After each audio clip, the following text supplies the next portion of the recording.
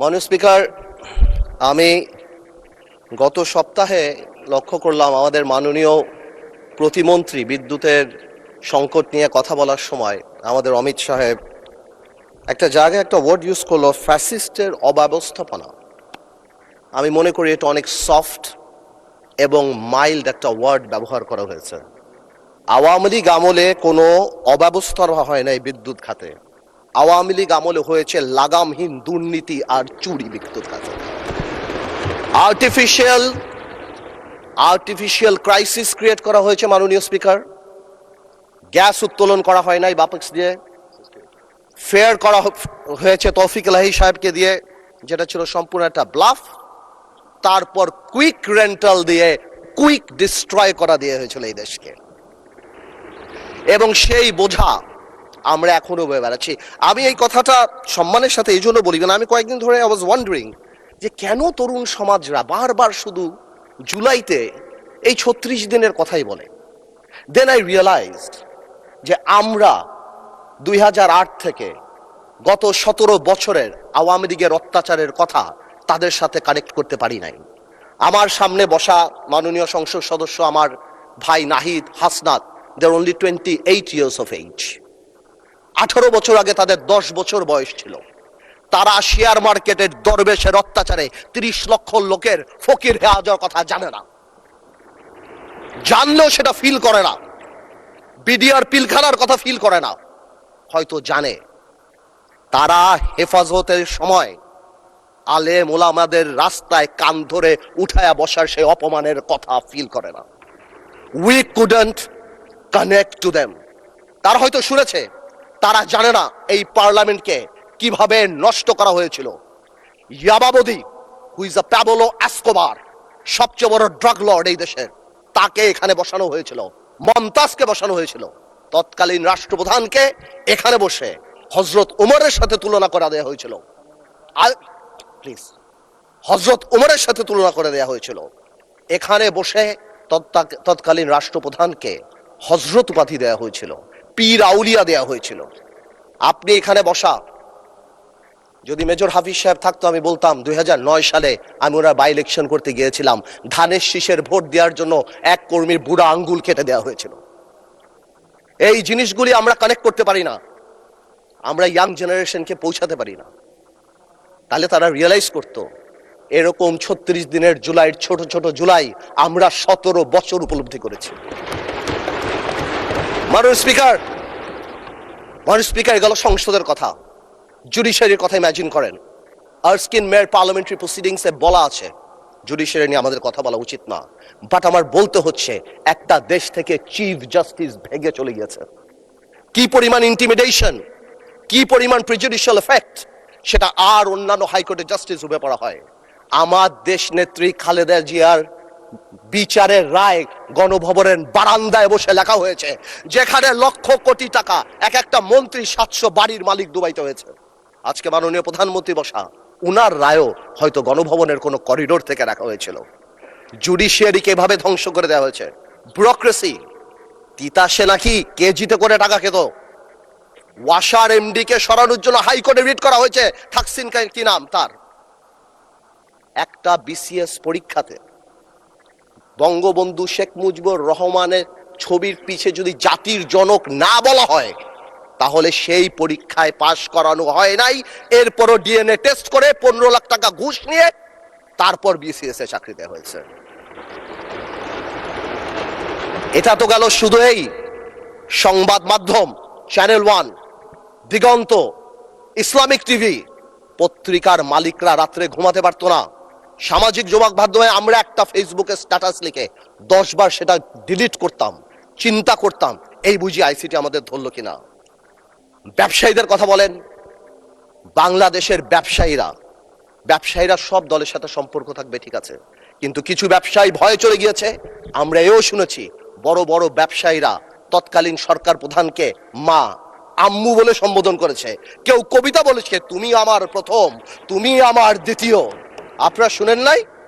আমরা শুনেছি। How disgusting একটা দেশের সিস্টেম। কিভাবে শিক্ষা মন্ত্রণালয়, আপনি চিন্তা করেন, আপনি যদি if you go to YouTube and search I am GPA 5, আপনি লক্ষ লক্ষ ছেলেপেলেরা জিপিএ 5 পেয়েছে যারা বলতে পারে না ইংরেজিতে যে আই অ্যাম জিপিএ 5। এরা যদি বিদেশে যায় মাননীয় স্পিকার, এদেরকে শো ইউর পাসপোর্ট বললে এরা পাসপোর্ট বুকে নিয়ে শুয়ে পড়বে মাননীয় স্পিকার। আমি এই কথাগুলি কেন বললাম মাননীয় স্পিকার? আমি এই কথাগুলি এই জন্য বললাম, সিস্টেমেটিক্যালি এই দেশকে এমন ভাবে নষ্ট করা হয়েছে। এক, the young generation must realise যেটা আমাদের দোষ।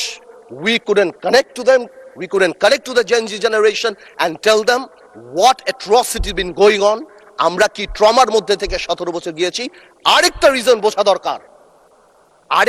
বোঝা দরকার যে মাননীয় প্রধানমন্ত্রী তারেক রহমান সাহেব বাংলাদেশের ইতিহাসের সবচেয়ে খারাপ সময় বাংলাদেশের দায়িত্ব নিয়েছে।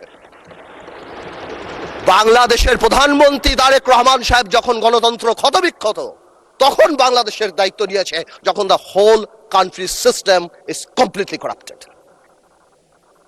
এখন প্রশ্ন হলো, আমরা চাই যাতে আমরা এটা ঠিক করি, বাট এই ঠিক করার জন্য সবচেয়ে বড় ভূমিকা আমাদের। আর when I say আমাদের, উই ইনক্লুড বিরোধী দল। কিন্তু আমি বিরোধী দলের একটা জিনিস আমি এটা বুঝি না, ওনারা আমাদেরকে ভালোই বাসে না, আমরা এত চেষ্টা করি, ওনারা বলে না, আমি বলে না মাননীয় স্পিকার, বলে না তুম হামসে মোহাব্বত করো হাম বেওয়াফা নেহি করেঙ্গে। না মানে বলে উর্দুতে বললাম যাতে বুঝতে সুবিধা হয়। উর্দু বই দেখছি একটা, আমি একটা উর্দু বই দেখছি, ওই যে পিছিয়ে উর্দু বই একটা, একটু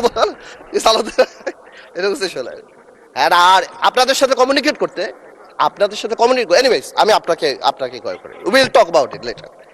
আচ্ছা, এখানে বসে স্পেশালি আমাদের বিরোধী নেতা শফিকুর রহমান সাহেব এত সুন্দর কথা বলে, অর্ধেক তো একদিকে ফ্যানই হয়ে গেছে ওনার কথার। উনি এত সুন্দর করে বলেন, আসুন না, কেন না আমরা এটা করতে পারি না, মাননীয় স্পিকার, বিএনপি ফ্যাসিবাদীর রাস্তা ধরে হাঁটা শুরু করছে শফিকুর রহমান। বিড়ালের মতো বাঁচতে চাই না, সিংহের মতো বাঁচতে চাই। মানুষ আশরাফুল মাখলুকাত আল্লাহ বানাইছে, আমরা সিংহ বিড়াল হয়ে যাচ্ছি। সংস্কার পিছিয়ে গেল, অভ্যুত্থানের প্রস্তুতি হবে। জিয়া পরিবার থেকে মানুষকে মুক্ত করার ঘোষণা। 16 বছর জিয়া পরিবারের থেকে মুক্ত করতে শেখ হাসিনা হেলিকপ্টার দিয়ে পালিয়েছে, সাতরায় পালাবে মাননীয় স্পিকার, বলে কি? জিয়া পরিবার মানে বাংলাদেশের গণতন্ত্র, জিয়া পরিবার মানে বাংলাদেশের স্বাধীনতার ধারক বাহক, জিয়া পরিবার মানে বাংলাদেশের স্বাধীনতার ধারক বাহক। এখন জিয়া পরিবার মানে গণতন্ত্রের এখন কেন্দ্রবিন্দু, জিয়া পরিবারে ভাগাবে। আল্লাহ, আওয়ামী লীগ সরাতে 16 বছর, আপনাদের সরাতে 16 দিন লাগবে না। এই সব কথা বলার পরও যেই আমরা একটু অ্যাটাকে যাই, আসুন আমরা সবাই এক হয়ে যাই, এই ডাবল স্ট্যান্ডার্ড করে লাভ হবে না। আমি বিরোধী দলের নেতাকে সম্মানের সাথে বলতে চাই, আপনি আপনার ঐক্য, আপনার দলে ক্লাস নেন। আপনি বুঝান that he who comes in equity must come with clean hands. আপনি একবার এক কথা বলবেন রাজপথে, গণঅভ্যুত্থান ডাক দিবেন। এই যে নাহিদ ভাই কই আজকে হ্যাপি বার্থডে বললাম, সে দেখি আগে গুলি নাকি আগে খাবে। কে মারবে ভাই তোমার? কেন মারবো? আমরা একসাথে যুদ্ধ করেছি আমরা 2 বছর আগে। why would we do that? এই যে মাইন্ডসেট, এই মাইন্ডসেট দিয়ে আমরা কোনোদিনও কাঙ্ক্ষিত জায়গায় পৌঁছাতে পারবো না। একটু আগে সালাউদ্দিন ভাই তাকায়, একটু আগে আমাদের মাননীয় আমার তো ভয় লাগে ওনারে, একটু আগে আমাদের স্বরাষ্ট্রমন্ত্রী সাহেব উনি বলে গেল জাতি বিভক্ত করা যাবে না। তো জাতি বিভক্ত না করলে মুক্তিযুদ্ধের ইতিহাস কিভাবে শিখাবো? হাওয়ার সাথে যুদ্ধ করছে মুক্তি বাহিনী। জাতি বিভক্ত করা যাবে না, বাংলাদেশকে হিন্দু মুসলমানে ভাগ করা যাবে না, আমেরিকার আছে ভাগ করা যাবে না। কিন্তু মুক্তিযুদ্ধের ইতিহাস যখন বলতে হবে, তখন আমি কার সাথে? আমি হাওয়ার সাথে যুদ্ধ করছি, আমরা রাজাকারের সাথে যুদ্ধ করছি, এবং তাই আমরা এখানে আসছি। আল্লাহ, আজকে তো শেষ। এইবার বলতে চাই, এই তো অনেক কথাটা তো বললাম, আমি মনে করি এখন আমরা এটাকে চেঞ্জ করবো কিভাবে, how Time is extended for another 8 minutes for you. আমি আর আপনি কলিগ মাননীয় স্পিকার, একসাথে পড়াইছি, একসাথে কত কফি খাওয়াইছি আপনারে। এই জন্যই তো 8 মিনিট দিলাম extra. Anyways, thank you, man. It's much obliged. First, we need to change the political culture. We have seen that our honorable Prime Minister started that. Political gesture change করতে হবে। আপনাদের বাড়ি গিয়েছেন, আপনারাও করেছেন, নাহিদ সাহেবের বাড়ি গিয়েছেন। এটা রুট লেভেলে নিয়ে যেতে হবে। আমাদের গ্রাম অঞ্চলে যেখানেই আমরা যাই সেখানে এই পলিটিক্যাল কালচার নিয়ে যেতে হবে। Second, foundation of politics. জেনারেশনকে আমরা যে যার মতো ইতিহাস শিখিয়েছি, এই একটা জায়গায় আমাদের আসতে হবে। আমাদের সরোয়ার্দী সাহেব থেকে আরম্ভ করে, ভাসানী সাহেব থেকে আরম্ভ করে, শেরেবাংলা একে ফৌজক সাহেব থেকে আরম্ভ করে বীর শ্রেষ্ঠ, যেটা আমরা অলরেডি দেখতে পাচ্ছি, and thanks to the prime minister, because আমরা সব জায়গায় দেখতে পাচ্ছি এই রেকগনিশনগুলি জেনুইনলি সামনের দিকে নিয়ে যেতে হবে। আনফর্চুনেটলি আজকে আমরা আমাদের ইয়াং জেনারেশনরা, আপনি জিজ্ঞেস করেন কয়জন 7টা বীরশ্রেষ্ঠর নাম জানে, অথচ অনেক আনইম্পর্টেন্ট লোকদের নাম জানে, অনেক আনইম্পর্টেন্ট সেলিব্রিটিদের নাম জানে। তাদেরকে রিয়েলাইজ করতে হবে এই সব লোকেরা সেলিব্রিটি না, দেশের জন্য যারা জীবন দিয়েছে, they are the true celebrity of the country. এবং ফাউন্ডেশন অফ পলিটিক্স মানে যখন আমরা 71 নিয়ে কথা বলবো, এটা তো খুবই ইম্পর্টেন্ট, যেটা আমি কারেক্টলি বললাম যে 71-এর ইতিহাস যেমন জানতে হবে এবং 71-কে জেনারেলাইজ করা যাবে না। Of course we respect 1947, of course we respect 1952, but 1971 is different. 52 আমাদের অর্জন, 71 আমাদের অর্জন, আমাদের আবেগ, আমাদের গৌরব, আমাদের অস্তিত্ব। এটার সাথে কারোই করা যাবে না। I am sorry to say, 71 যখনই আসবে তখন আমার ভাইদের সেই সময়কার ভূমিকার কথা আসবে, and unfortunately they have to live with this stigma rest of the life. এটাকে আপনি সরাতে পারবেন না। এটা মনে আছে আমার, বেসি হ্যাডক নামে কি একজন ছিল আপনার, উনি 1936-এ মনে হয় চার্চিলকে বলেছিল, চার্চিল একটু ড্রাঙ্ক ছিল আর কি, বলেছিল ইউ আর ড্রাঙ্ক পার্লামেন্টে।